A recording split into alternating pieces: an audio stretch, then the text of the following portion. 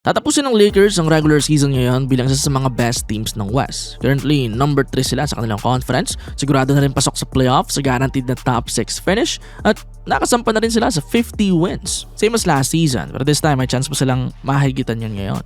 Okay na campaign talaga. Pero ito nga lang, biglang may challenging pala na part. Na sa unexpected, very unfortunate na nangyari nito ay maaaring masayang lang isa sa best years na sa NBA ngayong dekada.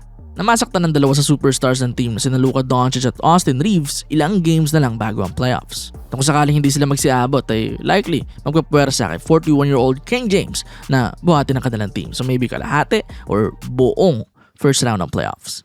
Makasurvive kaya sila? Based sa mga reports, confirm na raw na mawawala sina Luka at Reeves sa huling mga games nila ngayong regular season. Kaya naman kabado ang mga Lakers fans, unang-una sa positioning. Itong huling game nga nila, natalo pa sila sa 32% lang na win rate na Dallas Mavericks. Kung di nyo alam, 3 sunod na panalo sila dyan this season, malinis, bago matalo ngayon. Ang iniisip tuloy ngayon ay kung bababa pa ba sila sa standings. With 4 games na lamang sa Wolves, for now, malabo pa sigurong lumagapak sila sa number 6 spot. Pero yung drop naman sa number 4 or number 5 spot ay ayon posible. If manalo nga ang Nuggets bukas sa Blazers, mauungusan na nila ang Lakers eh. At sa init din neto with 8-game no winning streak ngayon, sinabayan pa ng problema ng Lakers, hindi na malabo na Denver na talaga ang mag-end up as third. Kung sakaling ang ganyan, ang maaari na makatapat ng Lakers ay itong Houston Rockets. Na may tira rin na abutan sila sa standings lalo nanalo sila sa Warriors nito. Pero yan, number 4, number 5 naman na battle yon. So magkakatalo na lang kung sino ang may home court advantage na malaking bagay rin naman lalo kung humaba ang series. Kaya para sa Lakers, kailangan maganda ang resulta ng huling 4 na laro nila ngayon. Ang problema lang, halos lahat din yan mas malalakas pa sa tumalo sa kanilang Mavs nito. Next game nila kontra number 1 sa liga na OKC Thunder na tinambakan din sila nakaraan lang. Then sunod against Warriors naman na may Steph Curry na kababalik lang. Tapos Phoenix Suns na 7 seed naman ngayon. Impressive din yung team na yan kahit na umalis si KD. At panguli, Utah Jazz. Ito lang siguro yung sobrang lemado sila kahit na wala sina Luka at Reeves. The rest versus OKC, Dubs at Suns, yun di pa sure. At konting slip up lang, maaaring bumaba talaga sila sa standings at pwede pa mawalan ng home court advantage.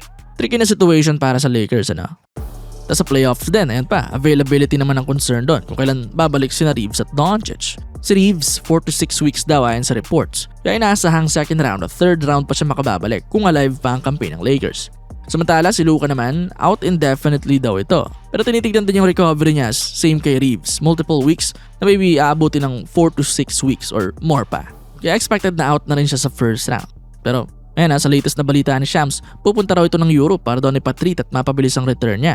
Kung sakali, baka lang, makabalik siya ng mas maaga. From 4 to 6 weeks, maaaring 2 to 3 weeks na lang daw mawawala. Nasakto sa kalagitnaan ng first round. If ever, mabibigyan niya na ng much needed na help si LeBron para ma-survive ang kanilang serye.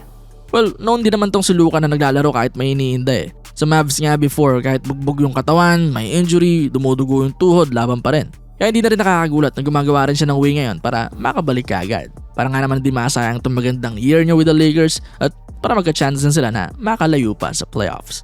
Doon sana lang, kung aabot talaga sila sa first round ay hindi pa ganun kalalim ang mahukay ng Lakers. Ang hirap nun if 0-2 or 0-3 na pala or 1-3. Lalong-lalo na kontra Rockets na mayroong KD at Şengün or Wolves na may Antat Randall.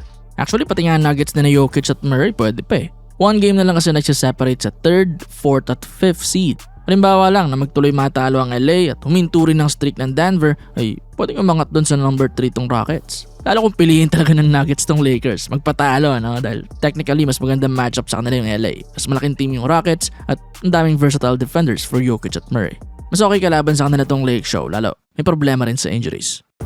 Yun, marami pa talagang pwedeng mangyari kahit na ilang games na lang. Abangan natin kung paano tatapusin ni LeBron itong regular season, saan sila mag-end up sa West at sino makakatapat nila sa playoffs. At doon sa first round, titignan kung kakayanin ba ni LeBron na patagalin ang series para umabot si Luka or miski panalo ang serye ng sila lang. Kung tuluyan niyang hindi maging available ang dalawang star nila. Tutukan natin yan kung makakasurvive ba itong Los Angeles Lakers.